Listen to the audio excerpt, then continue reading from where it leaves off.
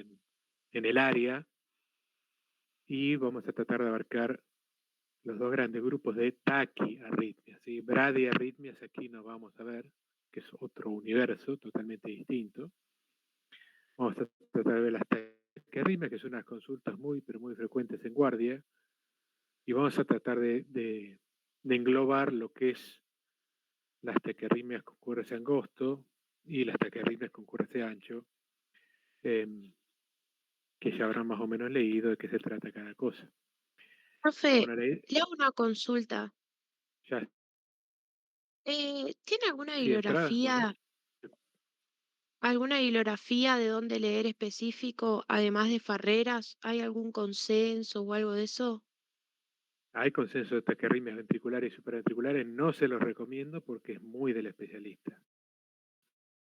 Arritmias Ah, bueno. o de los libros de arritmias, vamos a hacer un paréntesis.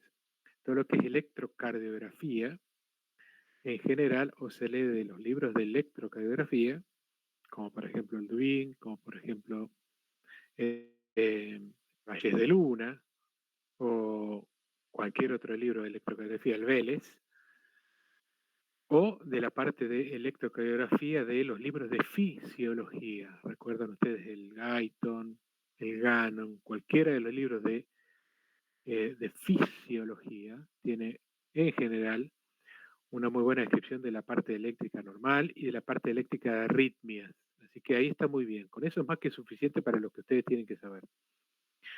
La parte clínica de Farreras de arritmias no lo tengo yo de arritmias, yo leo del Harrison o del Cecil, que está muy largo ahí. ¿Cuál es el problema del Farreras? No, no, sí, está bien ahí, pero quería saber si había algún Ah, consenso o algo por ahí, cómo leemos no, algunos temas. con eso es más que suficiente para arritmias, que es larguísimo, porque cada uno tiene un consenso. Arritmias de Brady, de Taki con QRS ancho. Eh, no necesito que ustedes sepan más de lo que nosotros les damos en el área para medicina general, como están viendo ustedes, ¿no? Después cuando sean especialistas, si alguno hace cardiología le dará un poco más, pero por ahí todo lo que sea electrocardiografía normal o patológica de los libros de electrocardiografía o de los libros de clínica médica o de la parte electrocardiográfica de los libros de fisiología es suficiente. Bien, muy bien, hecho Gracias, esta profe. aclaración, empezamos de nada. Les voy a presentar a Amelia, de 23 años, es una estudiante de medicina de la UNER, está en quinto año, y consulta a la guardia por palpitaciones. Bien, solo eso. Como enfermedad actual de lo que ella refiere, estas palpitaciones las suele tener de manera ocasionales, son de carácter paroxístico. Paroxístico quiere decir que es de comienzo y de terminación brusca. Bien. Y en general de corta duración. Cuando nosotros le preguntamos qué es de corta duración, ella nos dice que son generalmente de segundos o de menos de un minuto. No lo sabe referir bien con exactitud, pero en general no dura más de eso. Ahora, lo que la trae a la guardia es que este último episodio, que ella empieza con palpitaciones, no cortó y lleva ya más de 30 minutos, donde ella se quedó tranquila, hizo lo que le dijeron que tenía que hacer cuando tengan las palpitaciones, pero siguen sin desaparecer, por lo que, bueno, ante la duda viene a la consulta de guardia. No tiene ningún factor de riesgo, una chica joven femenina de 23 años, tampoco tiene antecedentes familiares y como hábitos, lo que sí, como buen estudiante, tiene un consumo de estimulantes muy abundante, como café o mate, y aunque refiere que no fuma, tiene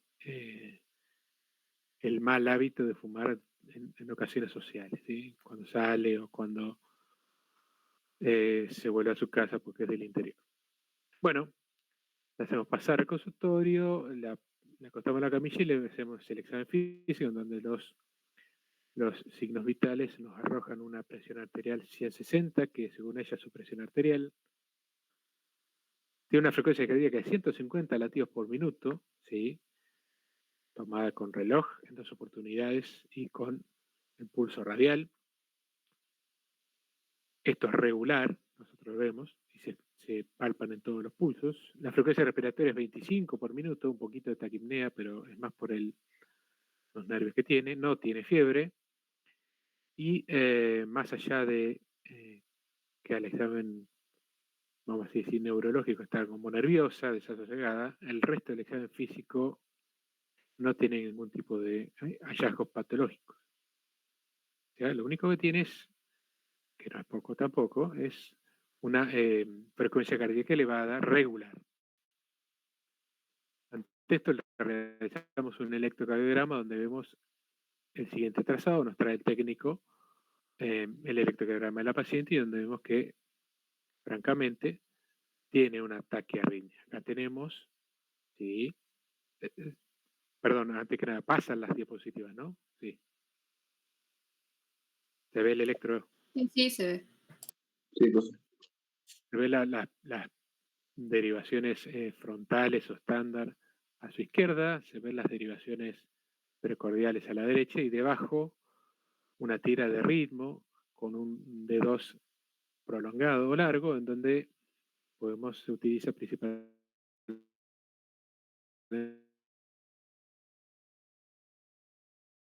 que es clavado 150. Y entonces, ante esto, ¿qué hacemos?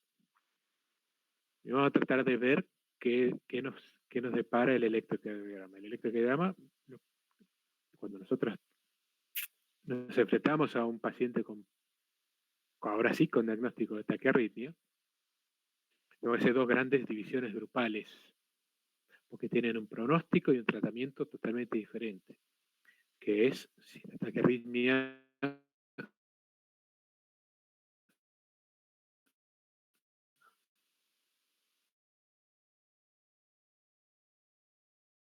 que sería este el caso, o si la taquiarritmia, ya sabemos que el paciente tiene arriba de 100 latidos por minuto de frecuencia, eso es lo que define la taquiarritmia,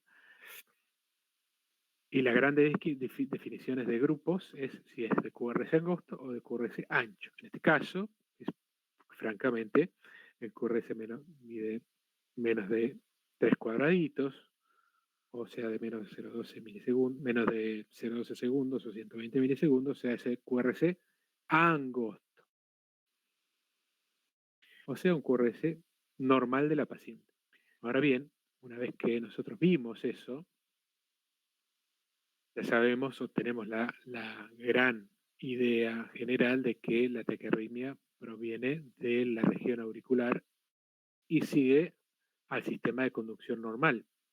Por ende, el QRS tiene una duración angosta. Si fuese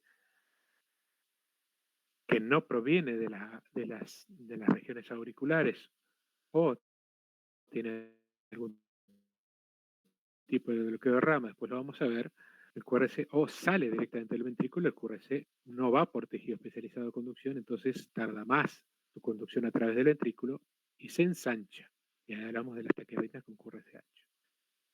Esta taquicardia con QRS angosto, taquiarritmia con QRS angosto, fíjese que es bien regular, que es la primera disquisición que tenemos que ver. ¿Sí? El RR, por más allá de que está rápido, es regular, uno consecuente de otro.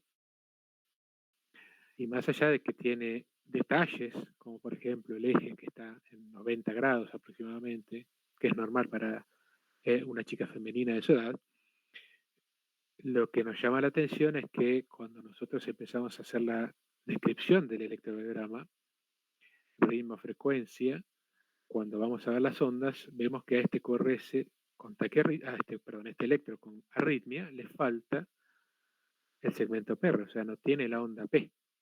Tenemos QRS, T, QRS, T, un segmento iseléctrico, QRS y T. Tiene ausencia de onda P, o no se le puede ver por lo menos. Cuando uno tiene una taquiarritmia con QRS angosto, regular, bien, en donde no puede diferenciar o visibilizar la onda P, uno ya tiene el diagnóstico para el ojo avesado de la etiología de la taquiarritmia o el nombre de la taquiarritmia, ¿sí? Que es lo que vamos a ver acá. Bien, nosotros hicimos toda esta vuelta. Una paciente con palpitaciones, le hicimos un electrocardiograma, al ver que estaba estable hemodinámicamente, porque no es lo mismo si está inestable, y vimos que tenía el QRS angosto. Ese QRS angosto ya nos dice que es proveniente de las aurículas. Para ver qué es, esto los remito a la clase, al teórico que tienen subido seguramente en el aula virtual, tenemos que ver si es regular o si no es regular.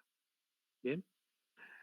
Si no es regular es algo mucho más simple para el diagnóstico, para el tratamiento no, ni para el pronóstico, pero es algo mucho más simple porque las taquiarritmias con QRS angosto y regulares son muy poquitas, y dentro de las muy poquitas hay una que es por mucho la más prevalente de todas, que es la fibrilación auricular. ¿Sí?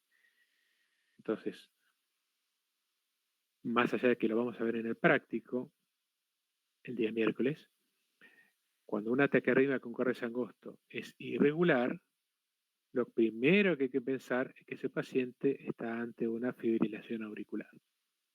El resto de las arritmias son más raras, mucho más raras, y vamos a tratar de ver más adelante. Pero en este caso es una arritmia regular, en donde luego la pregunta que me hago es, una vez que tengo una taquiarritmia con QRS angosto y regular, ¿se le ven las ondas P? Y en este caso no se le ve la onda P, por lo cual ya directamente hago el diagnóstico de el apocopetrin, que es taquicardia por reentrada intranodal, que es algo muy común en la gente joven y sana, ¿sí? Generalmente asociado a episodios de estímulo nervioso o sensaciones nerviosas o estrés o ansiedad, catapultado además o ayudada por estimulantes como pueden ser, por ejemplo, bebidas energizantes o café o mate. Bien, esta es una taquicardia por reentrada intranodal. Regular, ¿sí? Sin ondas P visibles. Acá el circuito de la taquiarritmia, que generalmente todas las taquiarritmias, bien, que no tienen onda P, o si tienen onda P la tienen muy pegadita al QRS, son reentrantes, ¿sí? Son reentrantes. En general tienen pero muy buen pronóstico, ¿bien? Y generalmente cortan con tratamiento médico o tratamiento higiénico-dietético, que ahora lo vamos a ver. Pero también puede haber taquicardias que no sean reentrantes, bien, que no sean reentrantes, sino que sean un mismo foco automático que se despolariza más rápido que el nodo sinusal, entonces se hace cargo, roba, por así decirlo, el ritmo, ¿sí? Del corazón. Y se hace cargo él del ritmo del corazón, ese foco nuevo. Eso se llaman taquicardias automáticas, y dentro de las taquicardias automáticas, la más frecuente, que no es este el caso, esta ya sabemos que es una taquicardia por entrada, la taquicardia sinusal es la primera que tenemos que tener, y luego una taquicardia auricular de cualquier foco, también de manera automática. Pero para ver estas tenemos que ver la onda P en general, ¿bien? Entonces, este cuadrito, que parece complicado, en realidad no lo es, ¿sí? Se pregunta ante una taquiarritmia si el QRS es angosto o ancho, y luego si es regular o irregular. Una vez que es regular, si vemos o no vemos a onda P, y la relación entre la onda P, vamos a hacer así, ¿sí? Y el QRS nos dice si es o por reentrada o automática. Esto es una cosa que la utilizamos mucho los cardiólogos o la gente entrenada, ver electrocardiografía. No es fácil y lleva su tiempo ver arritmias, tanto con QRS angosto principalmente, las con QRS ancho es más sencillo, más grave también. Pero para el especialista cardiólogo o para el médico emergentólogo o para aquel que lleva mucho tiempo haciendo guardias de emergencia, que está acostumbrado a ver, y toda la experiencia es lo mejor que te puede pasar, uno puede hacer el diagnóstico, como acá vemos, electrocardiográfico, también se llama, en los libros lo van a encontrar como prospectivo, o sea, llega la paciente con el síntoma o el signo tal, le hago un electrocardiográfico y a través del electrocardiógrafo o a través del electrocardiograma yo hago el diagnóstico posterior de la arritmia.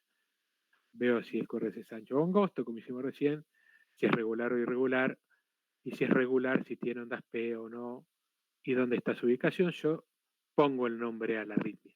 Bien, pero para aquellos que no estén muy avesados o le tengan miedo a las arritmias, que es un clásico, aunque en realidad no hay que tenerle mucho miedo, hay que saber qué hacer nada más. En general eligen, por decantación, el diagnóstico que se llama terapéutico o retrospectivo, o sea, viene una paciente con una taquicardia, que yo hago el electro, no sé qué tiene, pero la trato, bien, de una manera, y depende cómo responde esa arritmia al tratamiento, yo retrospectivamente hago, era tal cosa porque respondió de esta manera, ¿me explico? O era tal otra porque respondió de la siguiente manera. Se llama diagnóstico retrospectivo, es muy utilizado en guardia, sobre todo en guardia donde hay gente que pueda leer bien el electro, que espero que no sean ustedes que van a saber leer bien el electro una vez visto todo esto. Entonces, el diagnóstico terapéutico ante la administración de ciertas medicaciones que ahora vamos a tratar de ver, o de ciertas maniobras vagales,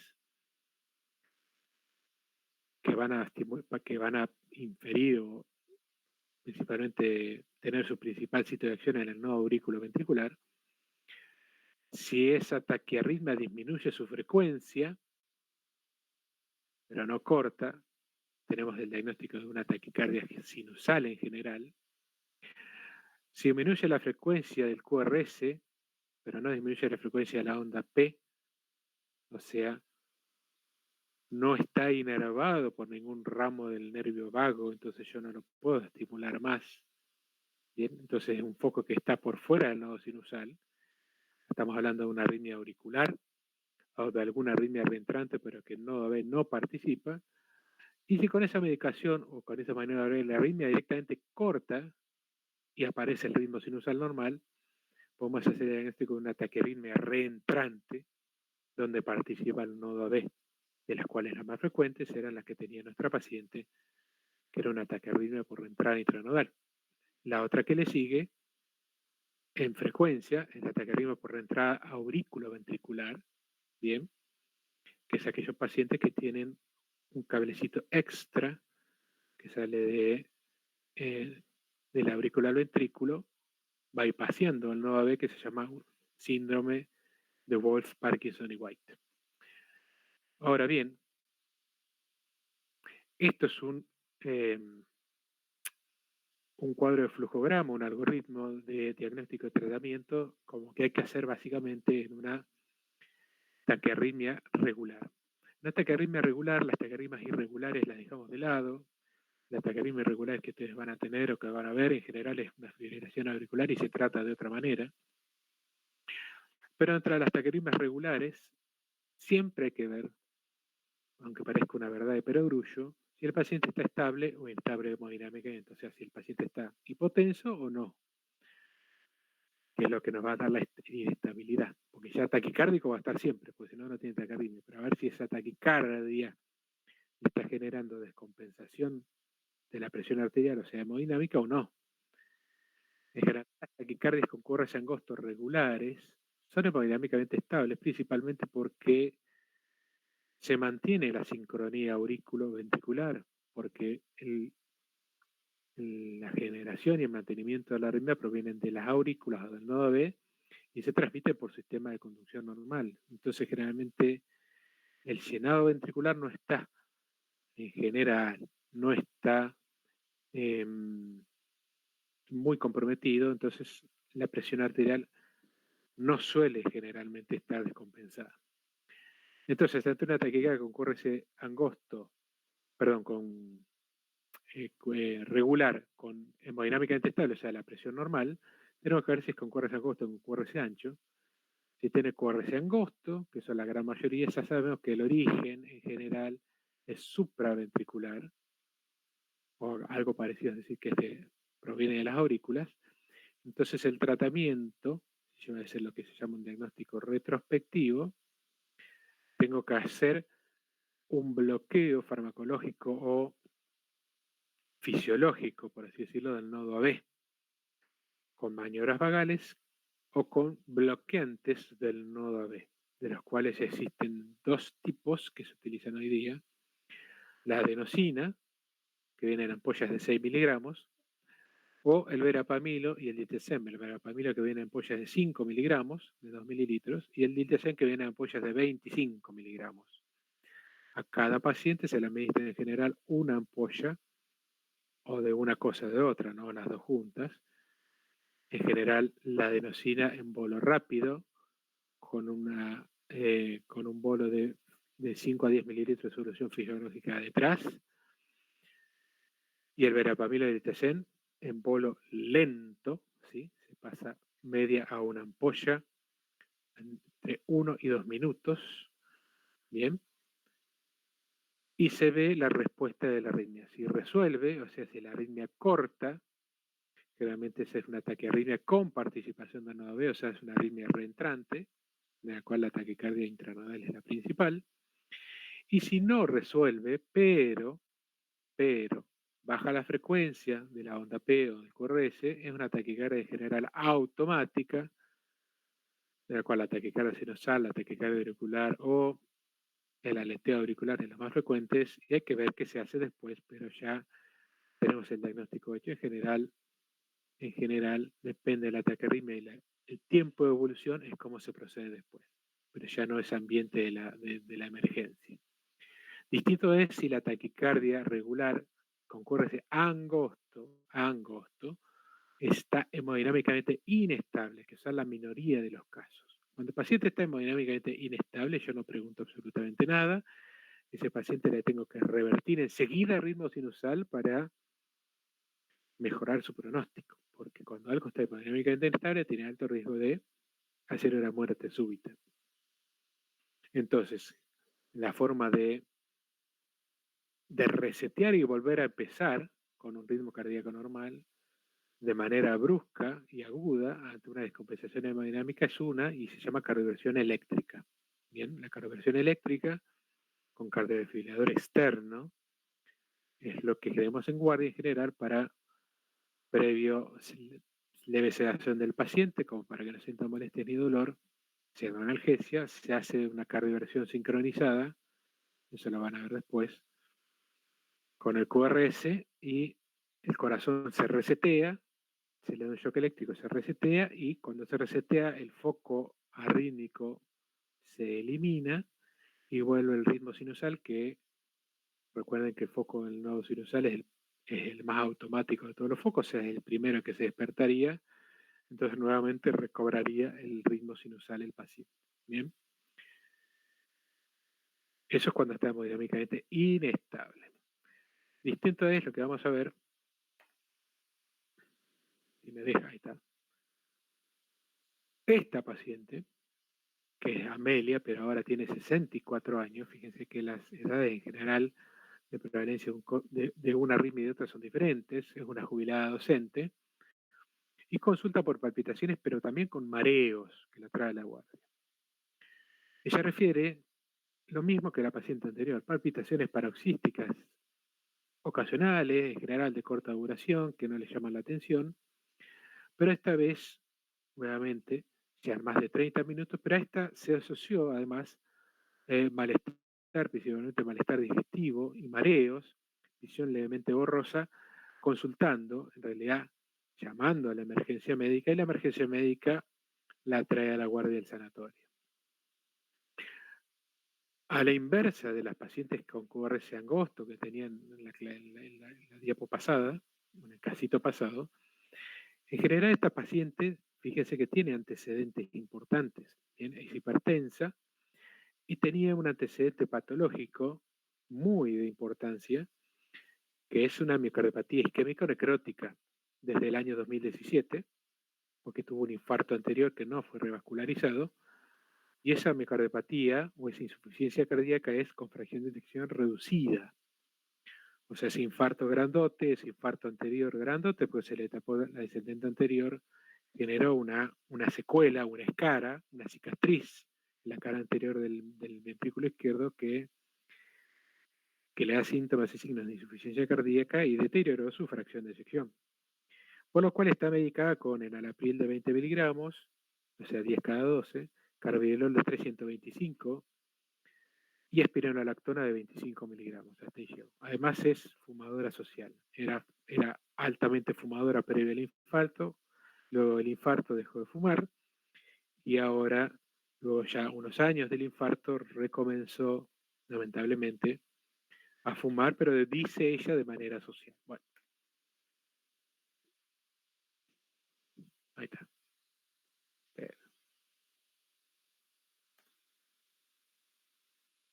Tienes ganas de hacerme sufrir, ahí está.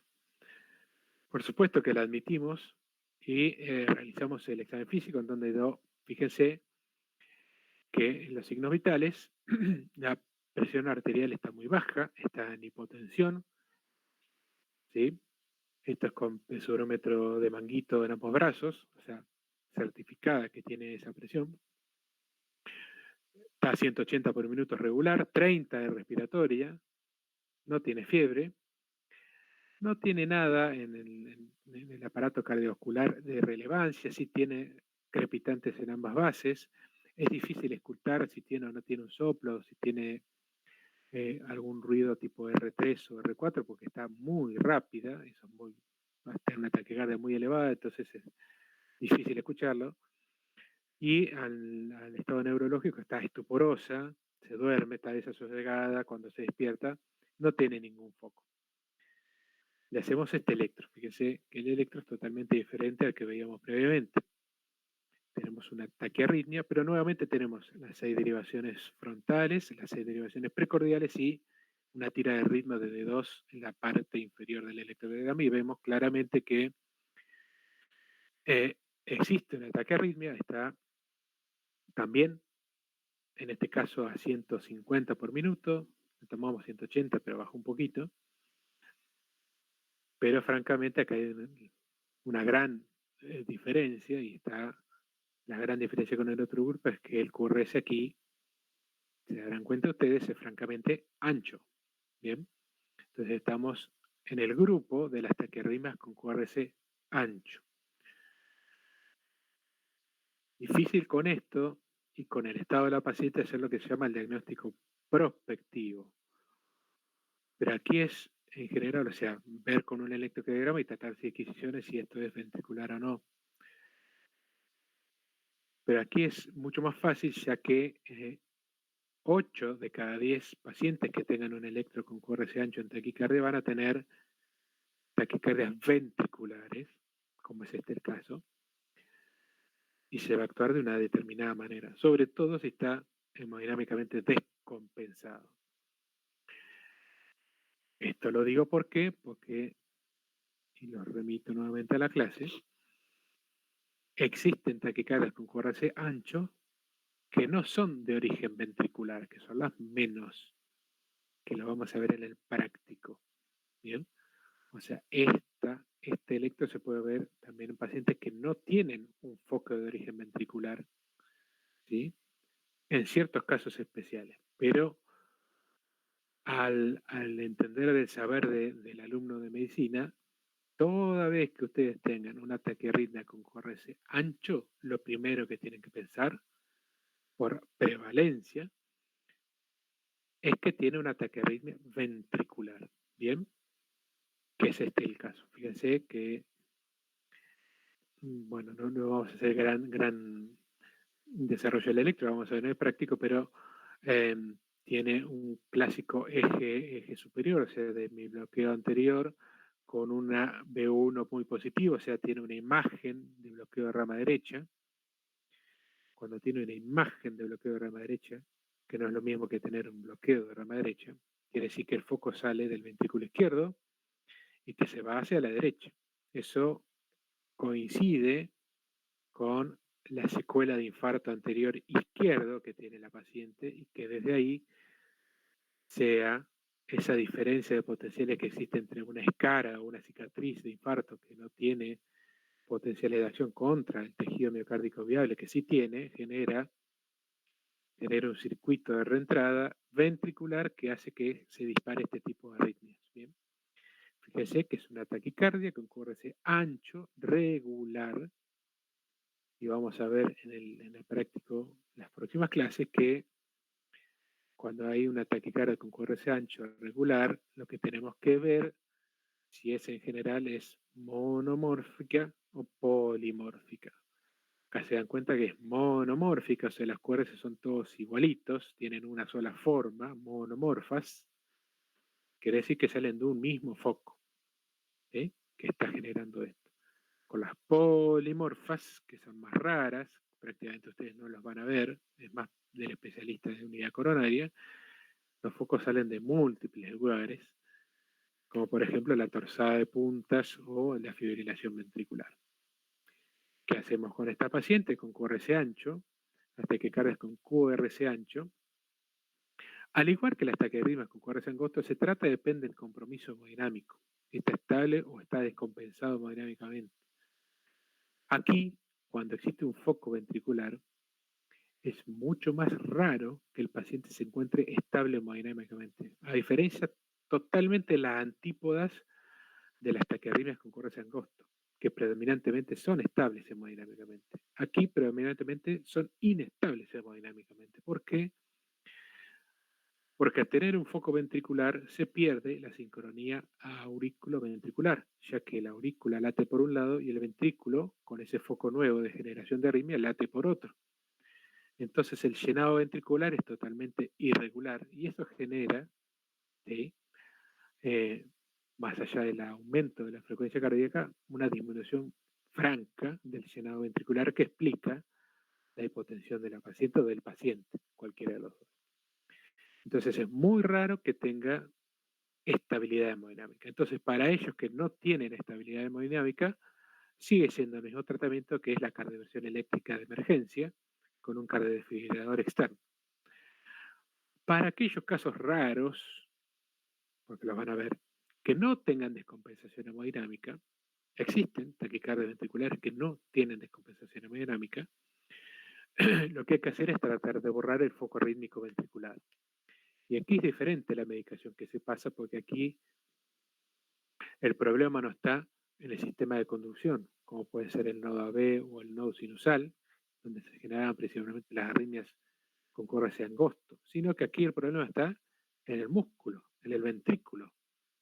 Y sabemos que el músculo o el ventrículo, izquierdo o derecho, cualquiera, no importa, se puede generar cualquiera de los dos, generalmente se generan del izquierdo porque el izquierdo es el que tiene mayor patología, son fibras o son células de tipo sódicas, no son células de tipo cálcicas como el sistema de conducción. Entonces, no le podemos dar bloqueantes cálcicos como verapamil ya que no le va a hacer nada, es más, lo pueden empeorar al paciente, sino que tenemos que dar bloqueantes sódicos como la lidocaína o bloqueantes generales, ¿sí?, de la repolarización como es la amiodarona. Y generalmente cuando el paciente está estable hemodinámicamente, podemos hacer por vía endovenosa lo que se llama el bloqueo sódico con bloqueantes del grupo 1 como la lidocaína y o bloqueantes del grupo 3 como pueden ser por ejemplo la amiodarona. Esto nos remito al teórico de antiarrítmicos, no vamos a ponernos a hablar de antiarrítmicos,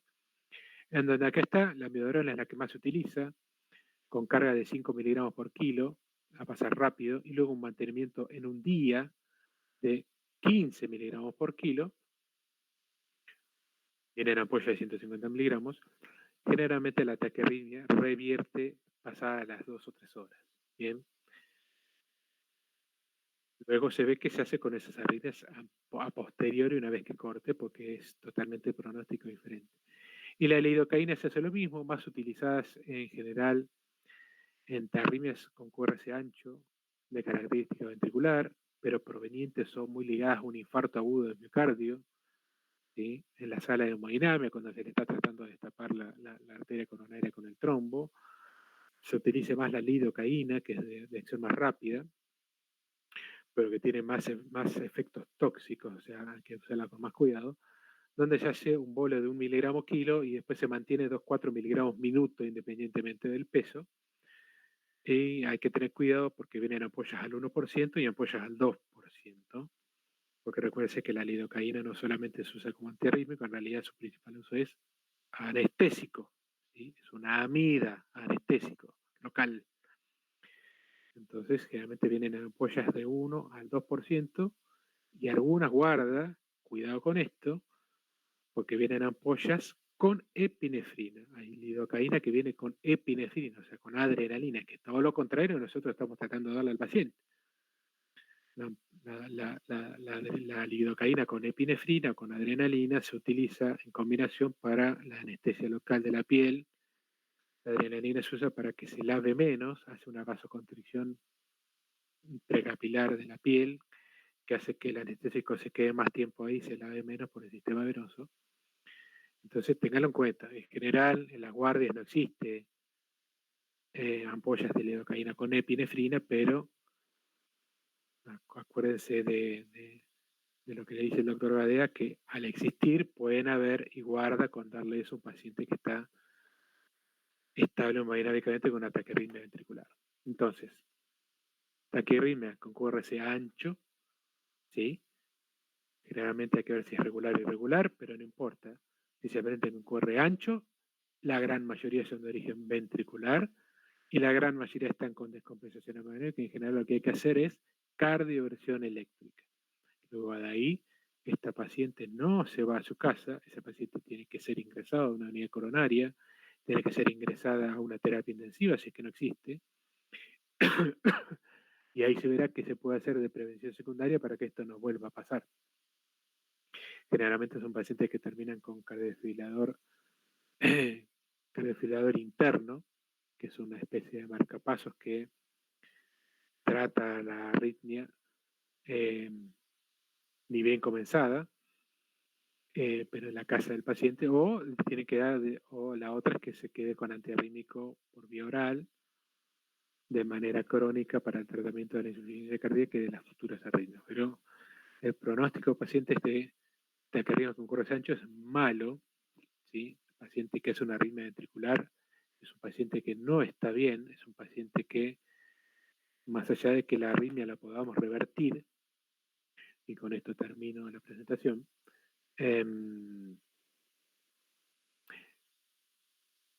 a posteriori indica que el ventrículo está muy complicado.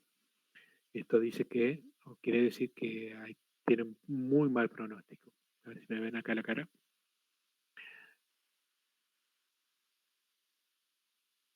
¿No estoy? Bueno, no importa. Ahí estoy. Sin embargo, las taquiarritmias con QRS angosto, en general, cortada la arritmia, ese paciente tiene en general se vuelven a su domicilio, no quedan con tratamiento crónico, se corta la arritmia o se trata la arritmia y vuelven a su casa y luego van a control con su médico de cabecera, con el cardiólogo, ¿sí? Las taquiarritmias con QRS ancho es totalmente diferente, el pronóstico es malo, ¿bien? Bueno, espero haber sido útil. Me imagino que tiene alguna pregunta. Profe, una pregunta, disculpe que lo moleste. No, para ¿Podría, eso estoy. ¿podría volver a explicar el tema de por qué se usan bloqueantes de sodio y no de calcio? Porque las células que generan la arritmia son células con despolarización sódica. Recuerdan ustedes que las células miocárdicas, las células del corazón, se dividen en dos tipos. Células de tipo no marcapasos o contráctiles, que es la gran mayoría, las células contráctiles, los cardiomiocitos contráctiles, que tienen una despolarización sódica principalmente, que tienen una curva, una pendiente cero de sodio muy pronunciada, luego la meseta y la repolarización. Entonces su despolarización, su encendido depende de la entrada de sodio. Entonces yo lo que tengo que bloquear para bloquear esa arritmia es el canal de sodio. Y para bloquear los canales de sodio, lo que principalmente uso son bloqueantes sódicos. Y los bloqueantes sódicos son generalmente los antiarrítmicos de clase 1. A la inversa, las taquiarritmias con corazón angosto en general se dan en células de tipo marcapaso, o sea, se dan en el nodo sinusal o sea en el nodo AB. Las células de tipo marcapaso son células cálcicas, o sea que su despolarización depende del calcio, no del sodio, por lo cual, en general, bloqueantes de los canales de calcio son los principales para detener la despolarización de esas células. Entre de ellos, la adenosina es la que se utiliza hoy día, pero también se pueden utilizar, ya casi no hay en las guardias, pero se pueden utilizar. No hay porque tienen más efectos adversos y tienen una vida media muy prolongada. Bloqueantes cálcicos clásicos, como son el verapamil y el diltiazem. Los bloqueantes cálcicos que se utilizan en arritmias son no dihidropiridínicos, ¿sí? Recuerden ustedes que los bloqueantes cálcicos son de dos tipos, o no dihidropiridínicos o dihidropiridínicos, como la amlodipina, la nifedipina, ¿sí? La nicardipina. Esos son más antihipertensivos, van más al efecto periférico que central. Y los no dihidropiridínicos, como el verapamil y el diltiazem, son de efecto más central, menos periférico, y se utilizan en arritmias. ¿Se entendió? Sí, gracias. Muy bien. Profe, una consulta. Bradiarritmias, ¿no nos enfocamos ahora porque los damos más adelante o No, igualmente nos enfocamos? depende cómo esté el cronograma de clases de ustedes. En clase, per se, no la vamos a dar. Nos vamos a enfocar en taquiarritmias. O sea, arritmias entero es un tema extremadamente largo. Se va a dar, nosotros siempre optamos por dar taquiarritmias, que es lo que más complejo es. Bradiarritmias no logramos, no llegamos a dar, pero sí, por supuesto que hay que leerlo, ¿sí? Es más, hay clases subidas de bradiarritmias, ¿bien? De los cuales los más importantes, para que ustedes tengan en cuenta, son los bloqueos auriculoventriculares de primero, segundo y tercer grado, y la gran mayoría se trata con marcapasos. Acá te hice un mini resumen de lo que tenés que saber, pero si la pregunta es si se les va a preguntar de bradiarritmias, la principal, yo no, en la acreditación, en el parcial y en el final, por supuesto que sí. Es más, hay más electrocardiogramas en el final de bradiarritmias que de taquiarritmias. No, Pero sí, yo preguntaba es un tema porque más simple. en el campus todavía no hay cosas de bradiarritmias, por eso capaz lo suben más adelante. Ya va a aparecer seguramente. Gracias. Uh-huh.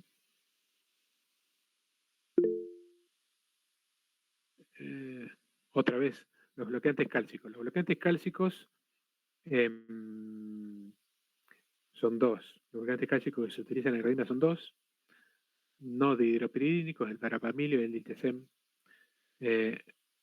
Lo que más hay en las guardias es adenosina. Adenosina son ampollas de 6 miligramos que se dan bolo rápido, ¿sí? Seguido con un bolo de solución fisiológica atrás, que tiene el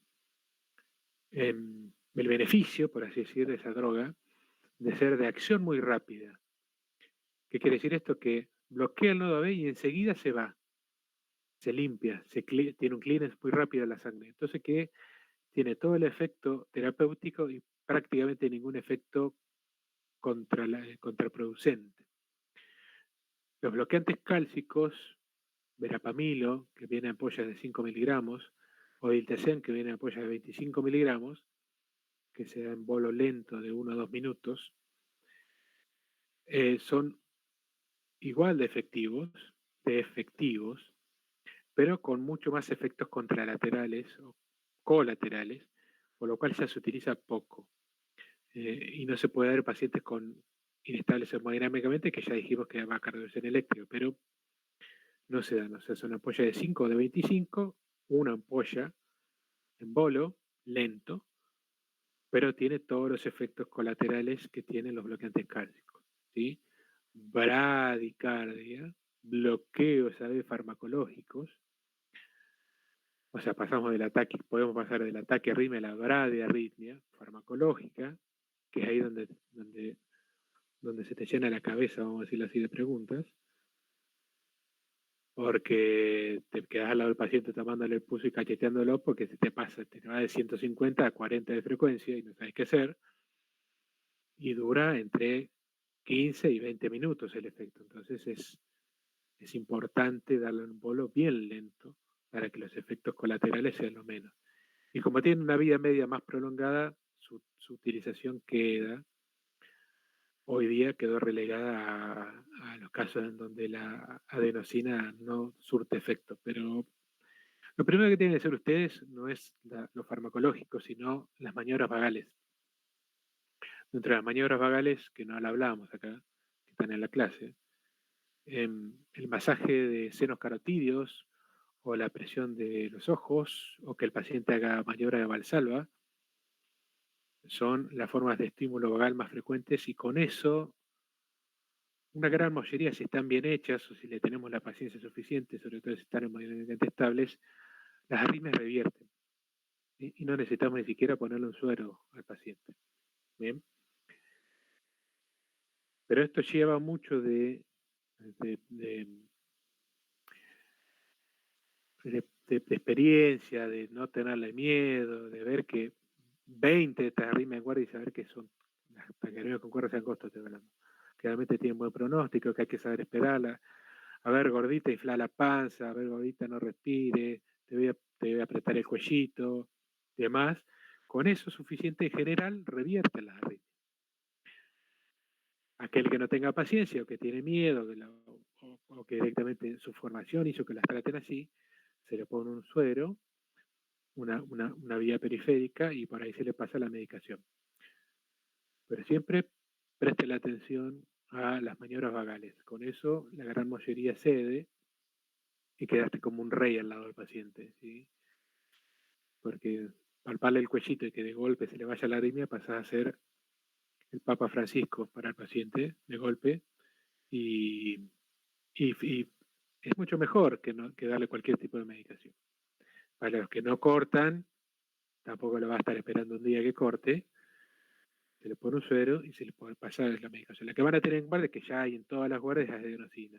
No tengan problema con eso, que en cualquier lugar hay, ahora es accesible, no voy a decir es barata, pero a veces es accesible, y en todas las guardias hay ampollas a rolete de adenosina.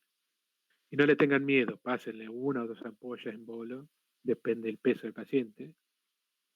Si es un varón, pásenle 2 ampollas en bolo, si es una mujer flaca, pásenle 1 ampolla en bolo, eso es experiencia. Y fíjense que arriba del 90% cuando es una arritmia reentrante corta. Si no, se va a lentecer porque el pasaje del nodo B se detiene, entonces van a ver qué hay debajo que no pueden ver y generalmente hay una taquicardia sinusal o un aleteo auricular donde no está involucrado el nodo B y se tratarán después de otra manera, pero no es nada grave.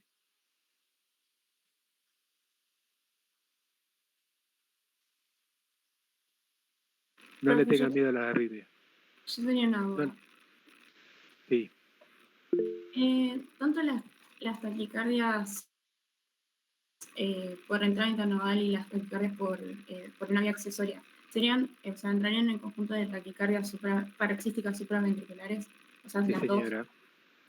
Porque yo pensé que solamente era la de supraventricular nomás. Perdón, la por entrada nodal, que sería la No. famosa taquicardia paroxística. Ambas dos son taquicardias supraventriculares. Taquicardias supraventriculares no quiere decir nada, o sea, se las conoce como TPS, taquicardias paroxísticas supraventriculares, pero en realidad el nombre que eso engloba a dos, que son la TRIN y la TRAP, vamos a decir así, la intranodal y por entrada B, que son lo que dice que son de paroxísticas y que vienen de la aurícula. Paroxísticas que quiere decir que son de comienzo y terminación brusca y que vienen de la aurícula, por eso son supraventriculares. Eso habla de dos arritmias que son las que acabo de nombrar, las que vos nombraste, y que lo que tienen de hallazgo es que participa el nodo AB en la reentrada. Entonces, en general, con cualquier maniobra vagal o con adenosina, como era Valverde, cortan. En muchas guardias, en muchos lugares, cuando digan TPS, se van a referir a esas arritmias. Pero TPS no es lo mismo que taquicardia con corazón angosto. ¿Sí? Son solamente las taquicardias con corazón angosto regulares por reentrada, si uno lo quiere decir así. Es más fácil para ustedes reconocerlas por el nombre. O TRIN ¿Y o puede TRAP. ser Puede ser, profe, que para diferenciarlas clínicamente, o sea, en los pacientes, por ejemplo, las TRIN sean más asociadas a mujeres y las TRAV, o sea, las asociadas a la vía accesoria, que puede ser que esté más asociada al Well Parkinson White, sea más en varones. Las TRIN generalmente son en mujeres, 4-1, 5-1. Las TRAV son iguales en varones y en mujeres. ¿Sí? El Well Parkinson White no tiene una preferencia de localización. O sea, no hay tanto más mujeres que en varones o en varones que en mujeres. Lo que sí te puedo decir, y lo vamos a ver en el práctico, que el Wolf Parkinson White, que es la base fisiológica de la arritmia por entrada auriculoventricular, es más evidente en el varón que en la mujer, porque existen Wolf ocultos que no se ven. El Wolf Parkinson White evidente, la patente Wolf se ve más en varones que en mujeres. Sí. Última pregunta. Última y nos vamos. Bien. Muchas gracias, profe. ¿Alguien había levantado la mano? Sí, yo quería consultar, Ajá. en el caso de la última paciente, digo, de la primera paciente, que tenía taquicardia por reentrada intranodal, Uh-huh. de que más allá de que se haga, por ejemplo, una maniobra vagal, Uh-huh. ¿cómo se trata eso, digamos? Porque la paciente está estimulada, tiene estrés, o sea, esos son los factores que se encadenan la... Bien, muy bien. Buena la pregunta, muy buena la pregunta. Las taquicardias por entrada o las TPS, como dijo ahí Godoy Graciano, dependen muchísimo, o todas las taquicardias supraventriculares dependen muchísimo del estado del estímulo de los nodos. Los estímulos de los nodos son vagales o son simpáticos. Entonces, lo que hay que bajar para que esto deje de pasar es el estímulo simpático. Esa paciente tiene que bajar el estrés, esa paciente tiene que tener. Es muy difícil prohibirle a una chica de 23 años, o a un chico, puede ser tranquilamente, que deje de tomar mate, pero que lo haga en dosis más moderadas, que no los combine con café, o que coma algo, generalmente toma el mate en ayuno, y eso generalmente es una simpaticotonía muy alta, porque vos cuando comes algo enseguida te da algo vagal, o sea, se contrapresta un peso con el otro. Pero las medidas higiénico-dietéticas son muy importantes. El paciente tiene que estar.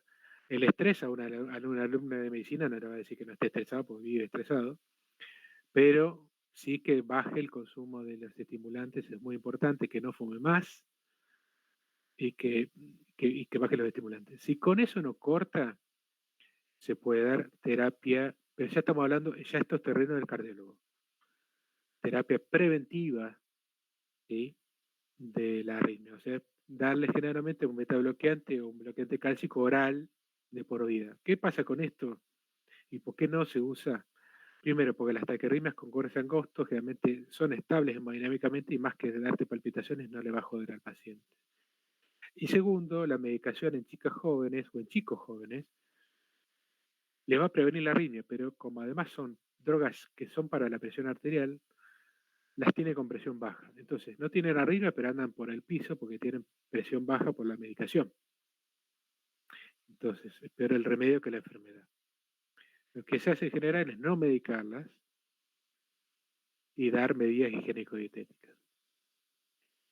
Si esto no anda, se le da medicación y que tomen agua, ¿no? Por alguna manera no se hipotensen. Y si con eso no anda, ¿qué puede pasar?